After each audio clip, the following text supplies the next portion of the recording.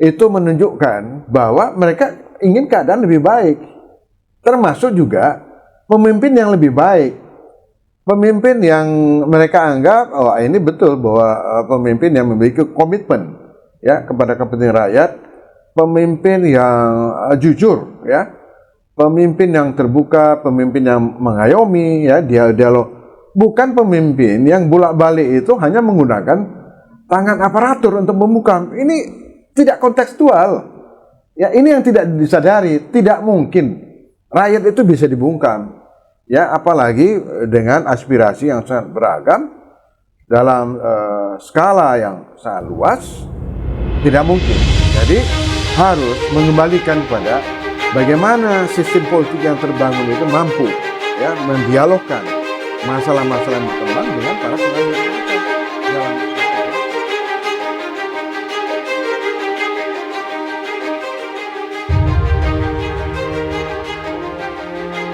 Pemirsa, berjumpa lagi dalam Jurnal Politik TV. Kita kembali bersama Dr. T.B. Masa Jafar untuk menelaah, tentu saja secara akademik, perkembangan terkini politik di tanah air, terutama situasi menjelang Pemilu 2024. Ada hal menarik di menjelang Pemilu 2024 ini, sejumlah bakal calon presiden ini mulai muncul ke permukaan, dan tentu saja sampai hari ini yang secara konkret sudah fix diusung secara resmi oleh partai politik walaupun belum memenuhi kuota presidensial thresholdnya, yaitu Anies Baswedan yang diusung oleh Partai Nasdem. Kali ini kita akan menelisik sisi menarik dari bakal calon presiden Anies Baswedan. Bang TB, ini terpaksa baru satu kandidat ini yang kita bahas, yang kita telisik, karena secara resmi baru ada satu bakal calon presiden yang diusung oleh secara resmi oleh parpol, dan parpol itu baru Nasdem. Belum ada parpol lain masih wacana-wacana saja. Bahkan ada kekhawatiran parpol-parpol itu sepertinya, terutama yang berkoalisi di pemerintahan, itu sangat hati-hati karena presiden sudah mewanti-wanti jangan sembrono katanya untuk memilih bakal calon presiden. Hal itu disampaikan presiden di ulang tahun Golkar yang lalu. Banyak respon menarik. Tapi kita tidak ingin membahas siapa yang sembrono, apakah presiden ikut campur di urusan partai politik atau partai politiknya yang memang sembrono tidak memperhatikan aspirasi publik. Yang ini kita bahas, ini sisi menarik dari Anies Baswedan kembali. Anies Baswedan sebelum dideklarasikan oleh Nasdem itu kan banyak disokong oleh publik, oleh masyarakat, bahkan masyarakat secara mandiri melakukan berbagai deklarasi mengusung Anies. Ada dari kalangan kelompok intelektual, ada dari kalangan masyarakat umum, pedagang, dan lain sebagainya.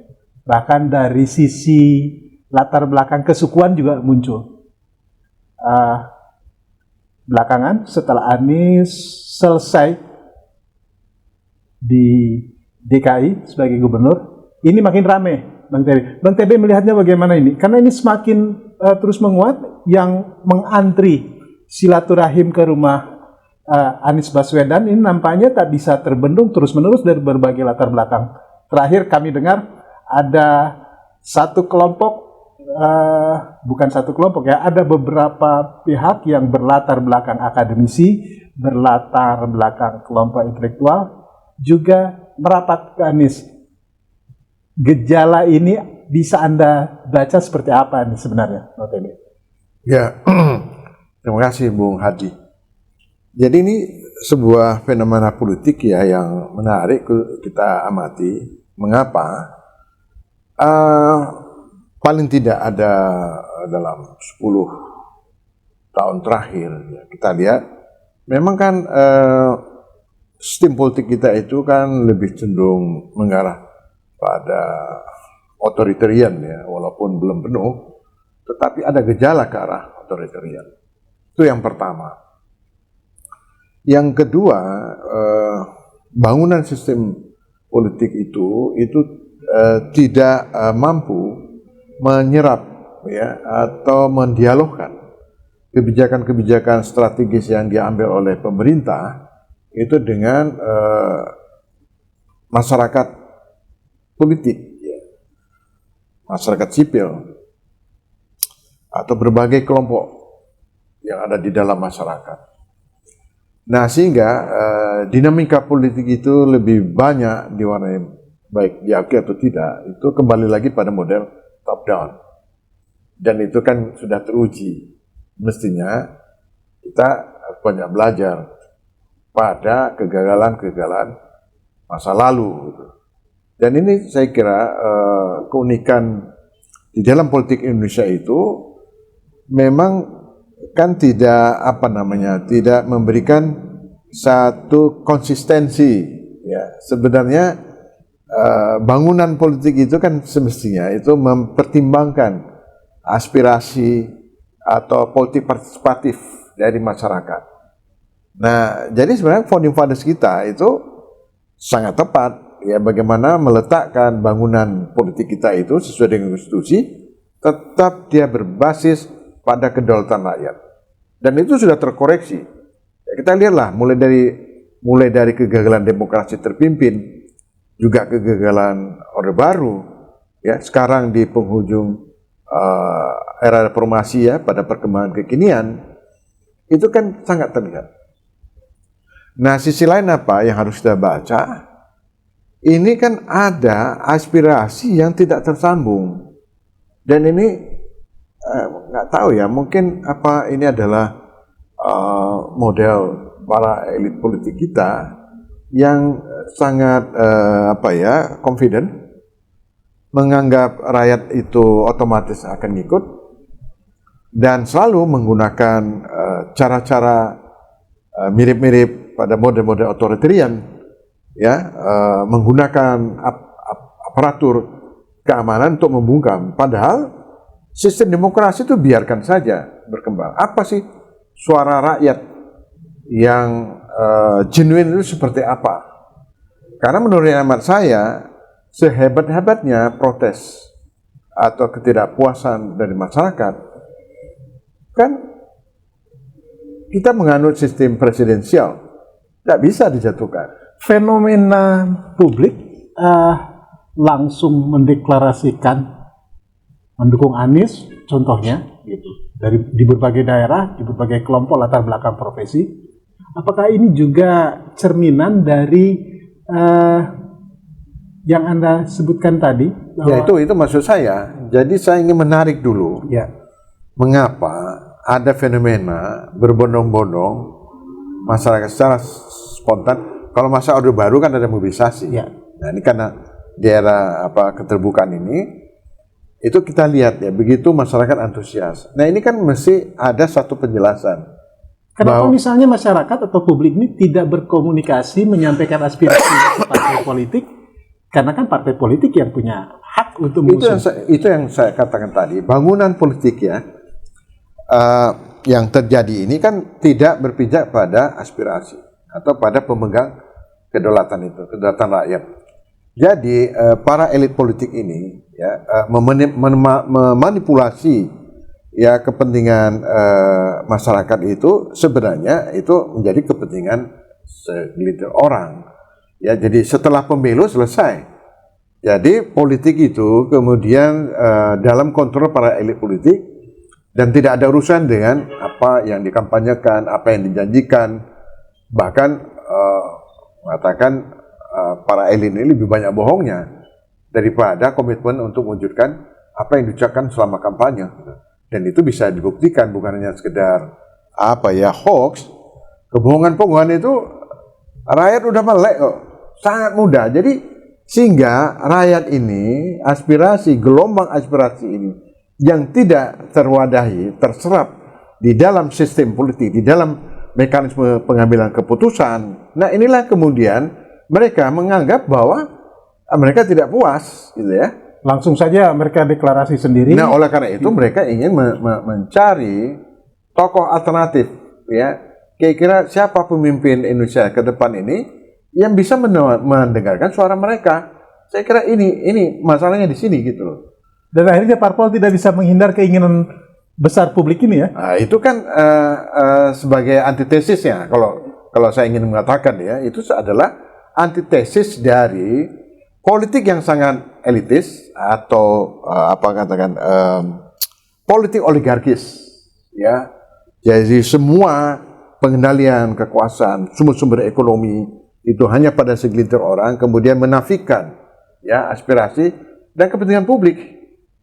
Nah, sehingga ada ketidakpuasan ya dari publik ini kembali lihat loh, ini selama 10 tahun ini kok tidak seperti harapan. Karena jangan lupa, coba kita lihat antusiasme masyarakat kepada Jokowi ya, awal-awal itu kan juga menunjukkan ya besar ya antusiasme waktu itu di awal. Karena memang ya ini kan kita harus akui ya, Orde Baru itu kan ada sisi kegagalannya walaupun banyak positifnya. Karena politik ini terlalu lama dibungkam sehingga dialektika itu tidak terbangun. Apa sebenarnya yang menjadi kehendak rakyat? Kan pemimpin itu kan selalu sangat confident, merasa paling benar, merasa paling tepat ya di dalam membuat perancangan-perancangan pembangunan, termasuk di dalam pengambil keputusan. Tapi ini kan kita bisa lihat apa yang terjadi ya pada masa Orde Baru. Sekarang berulang lagi, nggak bisa. Pemerintahan itu dilakukan tidak melalui pendekatan yang dialogis. Di mana tempat rakyat itu? Nah, rakyat itu kemudian kan sudah dikooptasi oleh para elit politik ini, sehingga suara mereka saja yang masuk ke dalam sistem pengambilan keputusan. Sementara ya kepentingan rakyat, aspirasi rakyat itu tidak terkomunikasikan. Kira-kira kenapa aspirasi rakyat itu kok pilihannya jatuhnya ke Anies? Apakah benar Anies ini menjadi antitesis dari kepemimpinan yang ada sekarang gitu? Nah, ini menurut Pak Ferry gimana? Iya, jadi yang pertama kita lihat ini kan ada kemandekan, ya, kemandekan di dalam komunikasi politik, kemandekan di dalam interaksi para elit politik dengan rakyatnya. Nah, sehingga rakyat itu pada akhirnya di samping mereka menjatuhkan pilihan politik ya, tapi kan rakyat ini secara diam-diam kan mereka juga mengevaluasi, sehingga pada momentum tertentu, nah ini momentum politik, nah mereka tanpa sengaja secara spontan itu menunjukkan bahwa mereka ingin keadaan lebih baik, termasuk juga pemimpin yang lebih baik.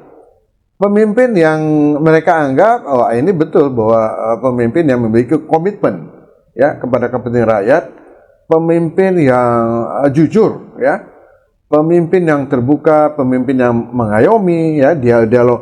Bukan pemimpin yang bolak-balik itu hanya menggunakan tangan aparatur untuk membungkam. Ini tidak kontekstual. Ya, ini yang tidak disadari, tidak mungkin rakyat itu bisa dibungkam. Ya, apalagi dengan aspirasi yang sangat beragam dalam skala yang sangat luas, tidak mungkin. Jadi harus mengembalikan kepada bagaimana sistem politik yang terbangun itu mampu ya mendialogkan masalah-masalah yang berkembang dengan para pengambil keputusan. Dalam ini adalah elit politik. Dan tidak mungkin ya, walaupun oligarki yang katanya paling super hebat itu menguasai segalanya. enggak mungkin. Dimanapun di dunia kita lihat itu ada batasnya, ada limitednya. Ya, di dalam sistem kekuasaan itu, seberapa lama pun ya satu kelompok berkuasa menguasai, tetap saja dia limited, dia ada batasnya. Jadi pada momen-momen tertentu itu akan kita lihat akan ada resistensi di semua negara, hatta di Amerika Serikat pun mereka tidak puas dengan siapa itu yang presiden yang sangat sangat Trump ya, Donald Trump ya, itu kan dianggap memanipulasi kepentingan rakyat, termasuk ada kecurangan dalam pemilu, ya rakyat akan berteriak. Nah ini saya kira poinnya di situ. Ke masyarakat umum ini ya, banyak orang bilang itu aspirasi yang euforia sekarang ini kan karena pengaruh berita-berita di media muncul di mana-mana sehingga terpengaruh masyarakat ini. Tadinya mungkin hanya beberapa kelompok masyarakat saja, ini sekarang semakin banyak kelompok masyarakat. Oke, itu masyarakat yang bisa jadi mungkin terpengaruh. Tapi ada hal menarik belakangan ini, ada kelompok masyarakat yang berlatar belakang akademis, yang juga merapat ke Anies ini, ya kan? Nah, Bang Feby melihatnya apakah memang sekarang ini muncul kesadaran di kalangan kelompok-kelompok dunia kampus, di kalangan akademisi, seperti pernah Bang PB sampaikan beberapa waktu lalu bahwa ini reformasi ini harus diambil kembali oleh kampus ini dari para penumpang gelap.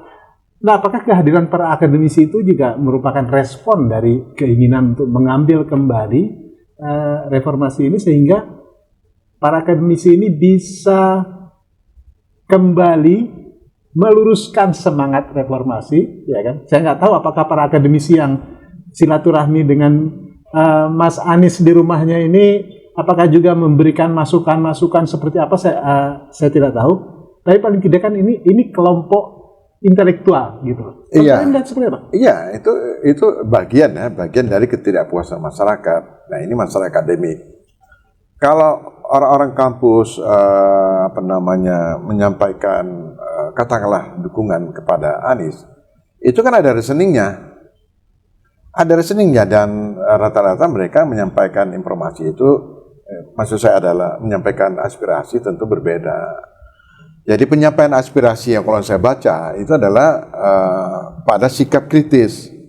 Jadi tidak otomatis dukung kemudian dukung secara membabi buta karena emosional. Saya kira tidak. Saya melihat ada beberapa kelompok dari kampus itu mereka menyampaikan pikiran-pikirannya, juga menyampaikan harapan-harapannya, tetapi tetap dengan sikap yang kritis gitu. Nah, saya kira wajar ya, karena selama ini kan praktis kampus tidak bersuara. Jadi mereka bergerak bukan atas nama kampus, tetapi sebagai komunitas ya, intelektual, komunitas akademik yang sebenarnya kegelisahannya dan juga aspirasi yang mereka sampaikan ini adalah satu bentuk respon ya terhadap keadaan ya, situasi yang yang dianggap ini Indonesia ini arahnya mau kemana? Itu kan pertanyaan besar. Di questionnya ini Indonesia ini arahnya mau kemana? Gitu. Karena beberapa indikator orang skeptis juga ya, hutang dengan beban yang sangat luar biasa ya, berarti kalau beban hutang yang sangat luar biasa otomatis itu akan ditanggung oleh rakyat, sementara ya pendapatan rakyat ya, bukan pendapatan per kapita lah, kalau itu kan tidak mewakili ya. Kalau kita lihat rata-rata itu kan dalam keadaan yang tertekan dan kemudian terus merosot. Kemudian juga soal lapangan kerja. kemudian yang lebih penting lagi soal keadilan, terutama dalam penegakan hukum. Ya, itu tidak ada satu indikasi yang menunjukkan satu progres yang kemudian sistem politik ini itu memberikan harapan. Oh iya, ada progres. Ya, di dalam penegakan hukum, dalam keadilan itu, walaupun tidak seperti orang membeli tangan, tapi ada tren perubahan makin lama makin baik. Nah, itu gampang ya. Mengapa kemudian kalau kita lihat indeks demokrasi kita turun, ya kan? Juga indeks pemberantasan korupsi itu juga turun. Nah, jadi apa yang terjadi di tengah-tengah masyarakat? Keresahan masyarakat, harapan masyarakat, termasuk ya masyarakat akademik, itu mempunyai dasar yang cukup kuat. Ada parameter lain, yaitu indeks. Pilihannya ke Anies ya? Ya, ini kan pilihan ke Anies ini kan masyarakat kan menilai dari calon yang ada ya, itu kan sebenarnya kan sama aja. Mereka itu kan istilahnya incumbent ya, yang duduk di dalam pemerintahan, bagian dari pemerintahan yang tidak responsif. Nah, sementara Anies itu kan melihat dari perubahan wajah ibu kota Jakarta, ya walaupun ada sebagian tidak sependapat, tetapi kan ada banyak fakta-fakta yang dilihat ada perubahan, ya termasuk juga pengakuan ya di pada lembaga-lembaga internasional itu kan nggak mungkin hoax, ya. Nah jadi dia dari indikasi-indikasi itu memang Anies itu ya satu model kepemimpinan yang diidam-idamkan oleh masyarakat akademik. Oleh masyarakat akademik. Ya. Nah celakanya sistem politik kita itu tidak memberikan ruang munculnya banyak pemimpin yang kelasnya seperti Anies. Andai kata, padahal stok masih banyak di Indonesia. Oh banyak sekali orang-orang hebat, orang pinter yang sekelas Anies itu banyak sekali. Karena sudah yang pertama ya sudah dikunci dengan 20% ya, electoral threshold 20% itu berarti sumber rekrutmen ya calon-calon pemimpin masa depan itu hanya ada pada partai. Celakanya, partai politik seperti yang saya katakan, mereka mengelola politik itu hanya untuk memenuhi kepentingan mereka sendiri gitu. Tidak lagi mengkalkulasi ya semangat perubahan, arus perubahan yang berjalan di tengah-tengah masyarakat. Mereka udah nggak baca lagi. Nah, mereka tuh sudah terkungkung dengan transaksi-transaksi politik yang mereka buat. Karena itu banyak masyarakat akademis sekarang yang mulai turun gunung ya. Oh iya, apalagi masyarakat akademik kan itu kan gampang sekali. Kan mereka juga ada evaluasinya. Bagaimana kita lihat perkembangan BUMN kita, bagaimana kehancuran lingkungan, bagaimana pengangguran, bagaimana dominasi kepentingan asing, investasi, tenaga kerja Cina, sudah banyak sekali ya. Kemudian bagaimana elit-elit yang ada di dalam kekuasaan ya membangun bisnis-bisnis itu karena menggunakan pengaruh kekuasaan. Saya kira banyak sekali. Nah itu terbaca oleh masyarakat akademik. Jadi mereka euforia itu bukan tanpa alasan. Mereka sangat berharap. Andai kata Anies itu akan terpilih, maka ini loh ada sejumlah harapan. Walaupun ini bahaya juga, ya ini terutama catatan buat Anies. Jadi harapan yang sangat tinggi itu juga menjadi catatan bagi Anies jika kita kan belum bisa mengatakan apakah dia akan menjadi presiden. Andai kata dia akan jadi presiden, maka ini dia harus bagaimana bisa mengelola ya tuntutan, aspirasi. Seberapa besar keyakinan Anda sebagai bagian dari masyarakat akademik tadi, Bang Tele, seberapa besar keyakinan Anda Anies ini mau mendengar? Ini kan salah satu problem krisis kepemimpinan nasional kita adalah ketidakmampuan mendengar aspirasi. Salah satunya aspirasi dari masyarakat akademis ini. Ya kalau itu kan mudah saja, lihat aja jejak rekamnya. Ya, bagaimana dia menampung aspirasi, bagaimana dia berdialog dengan kelompok-kelompok yang terpinggirkan, entah soal pemukiman, soal akses ya, di dalam usaha ya, pada lapisan menengah ke bawah ya, itu kan bisa lihat. Kemudian juga bagaimana dia menghadapi kritik yang kadang-kadang kita lihat kurang pantas seperti yang dilakukan oleh PSI. Dia santai aja tuh ya, ada pengerahan tangan-tangan kekuasaan untuk membungkam atau kena pasal penghinaan kan tidak ya, apalagi demonstrasi ya, dia santai aja itu berargu gitu. Jadi orang melihatnya bahwa ini pemimpin itu dia sangat percaya diri, tapi sangat percaya diri itu karena dia memang capable, dia punya kapasitas, dia kompeten.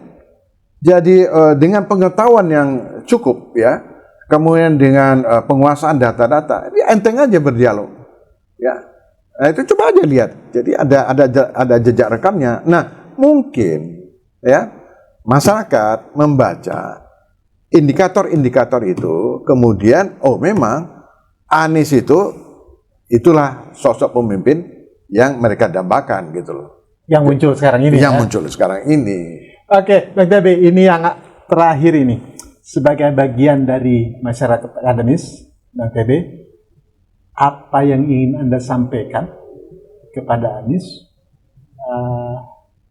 maupun pada masyarakat akademik yang memberikan dukungan kepada Anies?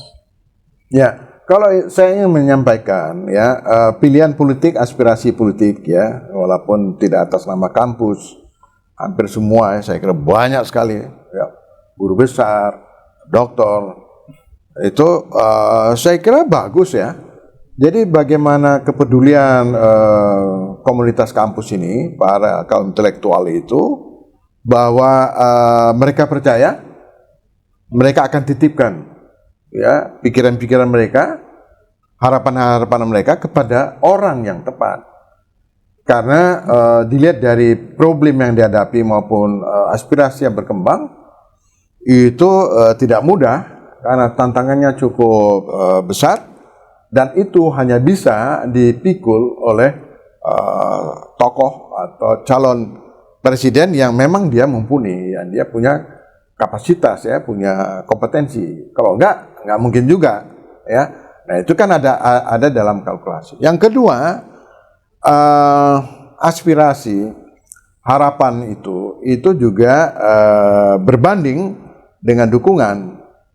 Itu yang penting. Jadi sekelompok orang punya harapan, itu juga sisi lain itu adalah berupa dukungan. Nah, dukungan yang tentu saja yang mesti kita bangun adalah dukungan kritis, bukan dukungan tanpa alasan ya, tanpa reserve. Jadi ini adalah modal juga bagi Anies. Ini adalah kedaulatan rakyat yang dia juga harus bisa kelola. Supaya apa? Supaya dia di dalam membuat keputusan-keputusan strategis tidak hanya mengandalkan pada dukungan politik yang formal itu, tetapi masyarakat real ya, yang menghadapi segala persoalan. Nah, ini saya kira juga salah satu kekuatan yang bisa mengimbangi. Nah, sehingga ini akan berbeda dengan kepemimpinan pada masa-masa sebelumnya, hanya datang pada kampanye, kemudian dia mendapat amanah kepercayaan yang diberikan oleh rakyat, setelah itu goodbye. Tetapi Anies harus membalik, bahwa dukungan itu juga sebagai satu kekuatan untuk mendorong perubahan-perubahan yang dikehendaki oleh rakyat Indonesia. Saya kira ini catatan yang paling penting. Nah, oleh karena itu di situ peranan kaum intelektual, cerdik pandai ya, peranan kampus menjadi sangat penting sekali gitu. Jadi mendukung ini bukan kebelakang tekad pada masa Orde Baru. Nah, kalau saya berharap seperti itu. Jadi dukungan yang harus diberikan oleh kaum kampus ini, ya, kaum intelektual, adalah dukungan kritis, ya, oke, tapi harus dengan sikap kritis dan tetap dikontrol, baik masa pencalonan maupun nanti jika Anies diberikan amanah, tetap dia mesti dikontrol sebagaimana rakyat memberikan dukungannya. Nah, saya kira ini model relasi kekuasaan yang harus dibangun gitu. Oke, terima kasih Bang TB. Pemirsa, nantikan telaah bincang spesial Jurnal Politik dalam tema-tema lainnya yang bisa menjadi inspirasi bagi Anda para politisi, bagi Anda para calon pemilih, termasuk para bakal calon presiden. Tetap bersama Jurnal Politik TV. Billahi taufiq wal hidayah. Wassalamualaikum warahmatullahi wabarakatuh.